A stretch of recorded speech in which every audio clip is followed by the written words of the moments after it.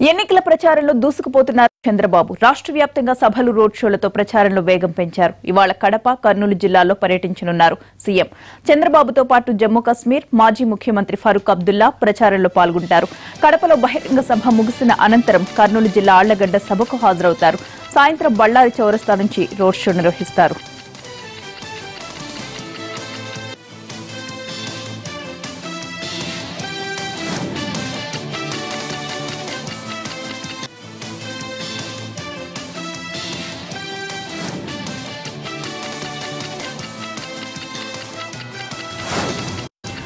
ఇటు ఎన్నికల ప్రచారంలో దూకుడు పెంచుతోంది వైసీపీ. జిల్లాలో పర్యటిస్తున్న జగన్ ఇకపై జిల్లా హెడ్ క్వార్టర్స్ లో బస చేసి నేతలకు దిశానిర్దేశం చేయడానికి సిద్దమవుతున్నారు.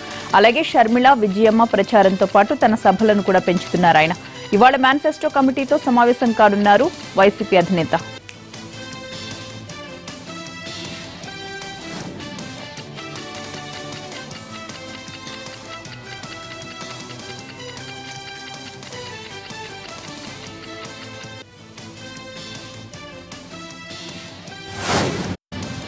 మొదటి విడత ఎన్నికల నామినేషన్ల గడువు ముగిసింది. తెలుగు రాష్ట్రాల్లో భారీగా నామినేషన్స్ దాఖలయ్యాయి. తెలంగాణలోని 17 ఎంపీ స్థానాలకు మొత్తం 795 నామినేషన్స్ దాఖలయ్యాయి. నిన్న చివరి రోజు కావడంతో 570 నామినేషన్స్ దాఖలు కాగా నిజామాబాద్ లో 245 నామినేషన్స్ వేశారు. ఏపీలో 175 అసెంబ్లీ స్థానాలకు 3279, 25 లోక్సభ స్థానాలకు 472 నామినేషన్స్ దాఖలయ్యాయి. ఇవాళ్టి నుంచి నామినేషన్ల పరిశీలన ప్రక్రియ ప్రారంభం కానుంది.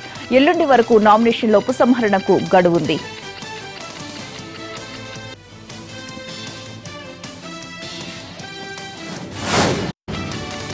తెలుగు రాష్ట్రాల్లో ఇవాళే ఎమ్మెల్సీ ఎన్నికల కౌంటింగ్ జరగనుంది. పట్టభద్రులు, ఉపాధ్యాయ ఎమ్మెల్సీ స్థానాల ఓట్ల లెక్కింపు జరుగుతుంది. ఇందుకు అధికారులు అన్ని ఏర్పాట్లు పూర్తి చేశారు. తెలంగాణలో ఈ నెల 22న కరీంనగర్ నియోజకవర్గం పరిధిలోని ఉమ్మడి మెదక్, ఆదిలాబాద్, నిజామాబాద్, కరీంనగర్ జిల్లాలో పోలింగ్ జరగనుంది. ఉపాధ్యాయ ఎమ్మెల్సీ స్థానంలో 7 అభ్యర్థులు, పట్టభద్రుల స్థానానికి 17 మంది అభ్యర్థులు పోటీ చేశారు. ఉదయం 8 గంటలకు ఓట్ల లెక్కింపు ప్రారంభిస్తారు. పట్టభద్రుల నియోజకవర్గం ఓట్ల లెక్కింపుకు 14, ఉపాధ్యాయ స్థానం లెక్కింపుకు మరో 14 టేబుళ్లు ఏర్పాటు చేశారు.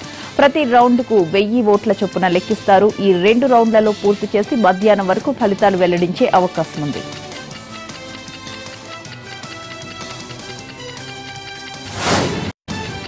టీడీపీ తరపున ఎన్నికల్లో ప్రచారం చేయడానికి నేషనల్ కాన్ఫరెన్స్ పార్టీ వ్యవస్థాపక అధ్యక్షుడు కశ్మీర్ మాజీ సీఎం ఫరూక్ అబ్దుల్లా విజయవాడకు వచ్చారు. ఫరూక్ అబ్దుల్లాను రిసీవ్ చేసుకుని ఘన స్వాగతం పలికారు టీడీపీ నేత కంభంపాటి రామ్మోహన్. తెలుగుదేశం అధినేత చంద్రబాబు ఇవాళ ఫరూక్ అబ్దుల్లా కలుసుకుంటారు.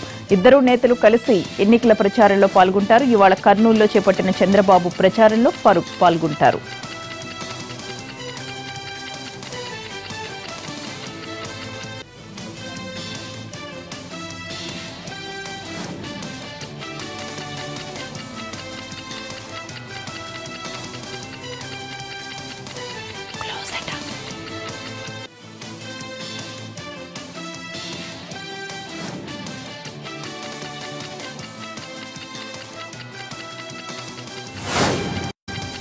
రిషితేశ్వరి చావుకు చంద్రబాబు మనుషులే కారణం అన్న షర్మిలకు కౌంటర్ ఇచ్చింది టీడీపీ. హత్య రాజకీయాలు వైసీపీకే సాధ్యమన్నారు అనురాధ. పరిటాల సునీత పసుపు కుంకుమను నేల రాసిన మీకు పసుపు కుంకుమ గురించి మాట్లాడే అర్హత లేదన్నారు. రిషితేశ్వరి చావుకు చంద్రబాబు గారి మనిషి బాబురావు అని తెలిసి ఎందుకు ఏ చర్య తీసుకోలేదు? వనజాక్షి, మహిళా తహసీల్దార్, స్థానిక ఎమ్మెల్యే చింతమనేని ప్రభాకర్ అనుకుంటా అక్రమంగా ఇసుక రవాణా చేస్తున్నాడని అడ్డుకుందని ఆమెని నది రోడ్డులో జుట్టు పట్టుకొని ఈడ్చుకు వెళ్లారు. ఒక మహిళకు ఇంత అవమానం జరిగితే, ఒక ఆఫీసర్కు ఇంత అవమానం జరిగితే చంద్రబాబు గారు ఏం చేశారు? ఏ హత్య రాజకీయాల గురించి మీరు మాట్లాడుతున్నారు?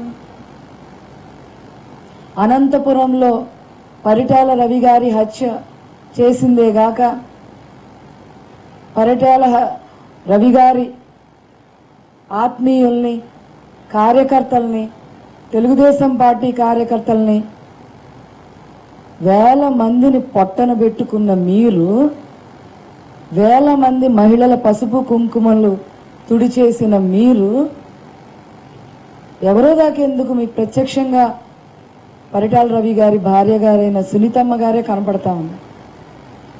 ఆ పసుపు కుంకుమలు నేల రాసి ఈరోజు ఏ పసుపు కుంకుమ గురించి మీరు మాట్లాడతారమ్మా? మీకు అసలు కనీస నైతిక అర్హత ఉందా?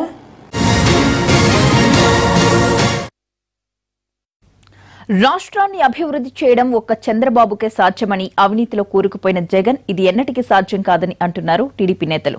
చంద్రబాబు పాలనలో అభివృద్ధి లేదన్న వైసీపీ నేత షర్మిల ఆరోపణలకు కౌంటర్ ఇచ్చారు తెలుగుదేశం నేతలు.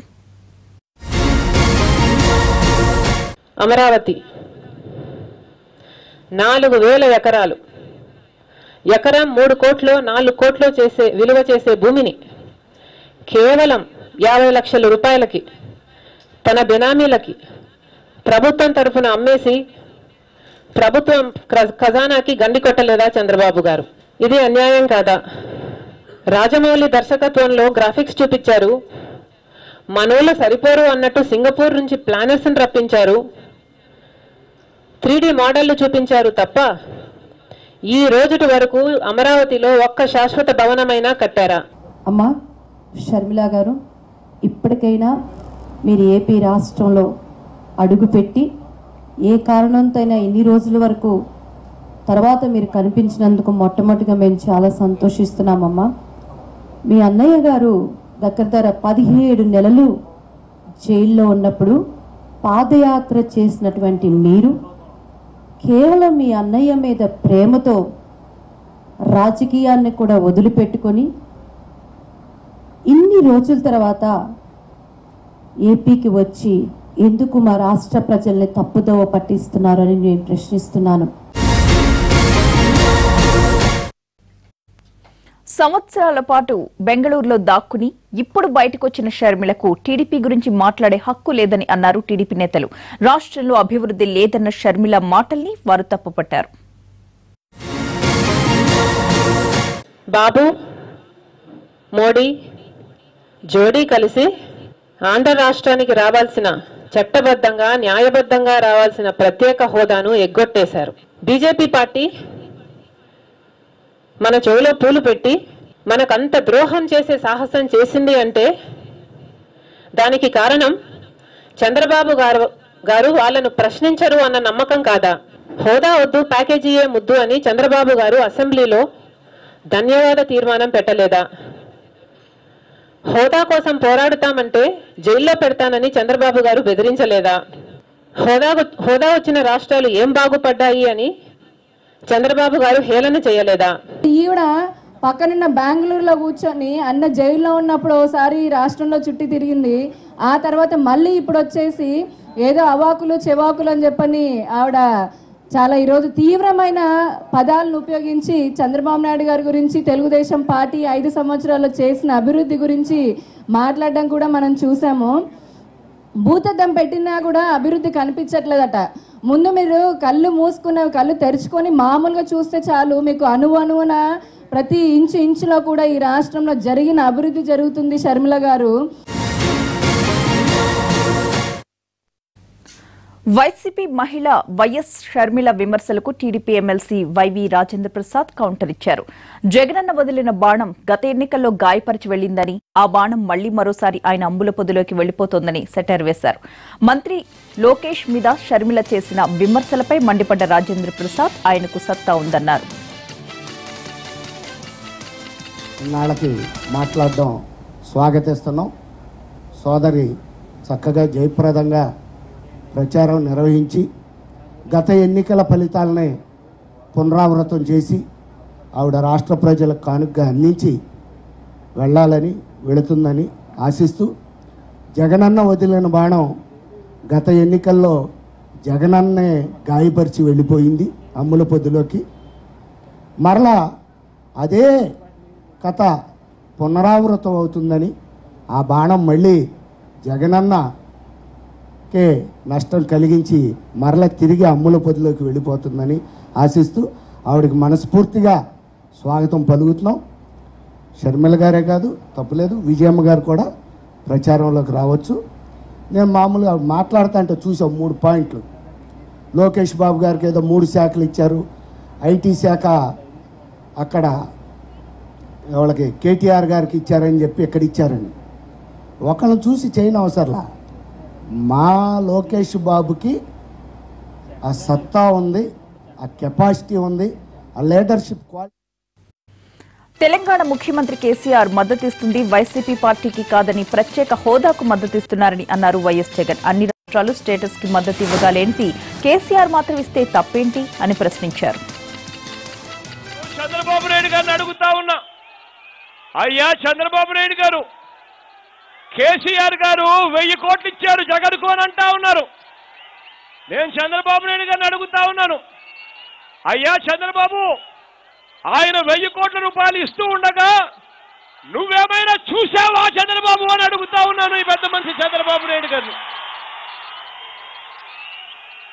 లేదా ఇదే చంద్రబాబు నాయుడు గారిని అడుగుతా ఉన్నాను, లేదా కేసీఆర్ గారు ఏమైనా నీకేమైనా ఫోన్ చేసి చెప్పాడా, చంద్రబాబు నేను జగన్కు 1000 కోట్లు ఇచ్చాను అని నీకేమైనా ఫోన్ చేసి చెప్పాడా అని చెప్పి అడుగుతా ఉన్నాను పెద్ద మనిషి చంద్రబాబు. భార్య ఒక పార్టీలో, భర్త ఒక పార్టీలో ఉంటూ విచిత్రమైన వివరణలు ఇస్తున్నారంటూ దగ్గుబాటి కుటుంబంపై సెటైర్ వేశారు AP CM Chandrababu. BJP, YCP కలిసిపోయాయని అనడానికి ఇంతకంటే వేరే ఉదాహరణ కావాలా అని ప్రకాశం జిల్లా మాలగుంటపాడు సభలో ప్రశ్నించారు. కంపు కొడుతున్నాయంటే భర్త ఒక పార్టీ, భార్య ఒక పార్టీ. మళ్ళా దానికి justification YSR Congress, BJP perfect alliance. ఎవరిని మోసం చేస్తానని అడుగుతున్నా, మీరు ఉండండి, ఆ మాటే చెప్పండి. ముసుగులో రాజకీయాలు వద్దు, ముసుగులో గుద్దులాట వద్దు. ఇక్కడ ఫ్యాన్ ఉంటుంది, స్విచ్ హైదరాబాద్ లో ఉంటుంది, కరెంటు ఢిల్లీ నుంచి వస్తుంది. ఎవరిని మోసం చేస్తారు మీరు? నేను ఒకటే అంటున్నా, మీరు రండి, ముగ్గురు రండి, ఒకేసారి తెలుసుకుందాం. ముసుగులో గుద్దులాట వద్దని మరొకసారి హెచ్చరిస్తున్నా. ఏపీలో ప్రభుత్వాన్ని నడుపుతున్న తెలుగుదేశం పార్టీ అధికార దుర్వినియోగానికి పాల్పడుతోందంటూ ఈసీకి ఫిర్యాదు చేసింది ప్రతిపక్ష వైసీపీ. రాష్ట్ర DGP, intelligence chief A B Venkateswararao తదితరులు ప్రభుత్వానికి అనుకూలంగా పనిచేస్తున్నారంటూ కంప్లైంట్ ఇచ్చారు వైసీపీ నేతలు.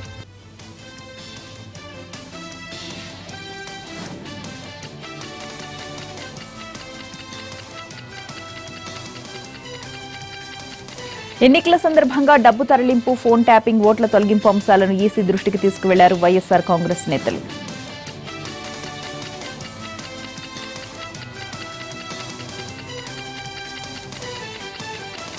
ఏ రకంగా అధికార దుర్వినియోగానికి పాల్పడుతున్నాడంటే అన్నటువంటి విషయాన్ని కూడా మేము ఎలక్షన్ కమిషన్ దృష్టికి తీసుకొచ్చాం. ఆయన నియామకమే గతంలో కాంపోజిట్ ఆంధ్రప్రదేశ్ ఉండగా మొత్తం 6 మంది డీజీలు ఉండగా ఇప్పుడు రాష్ట్రం 2గా విడిపోయిన తర్వాత కూడా 9 మంది డీజీలను చేయడం జరిగింది. ఒకటే ఒక కారణం దీనికి, ఆయన్ని డీజీగా ప్రమోట్ చేసేదానికి మిగతా ఆయన కన్నా సీనియర్ ఆఫీసర్స్ ఉన్నారు కాబట్టి ఈయన్ని ఎలివేట్ చేయాలని అంటే 9 మందిని డీజీలుగా చేయాలి కాబట్టి ఆ రకంగా నియామకాన్ని చేశారు.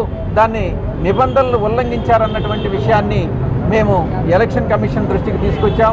ఆయన దానికి ప్రతిఫలంగా ఏ రకంగా చంద్రబాబు సామాజిక వర్గానికి చెందినటువంటి ఆ వ్యక్తి ఒక కుల ప్రీతితో ఏ రకంగా చంద్రబాబుకి ఆయన సేవ చేస్తున్నాడన్నటువంటి ఒక పోలీస్ ఆఫీసర్గా కాకుండా ఒక తెలుగుదేశం పార్టీ కార్యకర్తగా ఏపీ వెంకటేశ్వరరావు ఎలా పనిచేస్తున్నాడన్నటువంటి విషయాన్ని కూడా మేము ఎలక్షన్ కమిషన్ దృష్టికి తీసుకొచ్చాం. ఇక వైఎస్ఆర్ కాంగ్రెస్ పార్టీ కార్యకర్తలను ఏ రకంగా వేధిస్తున్నారు అన్నటువంటి విషయాన్ని కూడా మేము ఎలక్షన్ కమిషన్ దృష్టికి తీసుకొచ్చాం.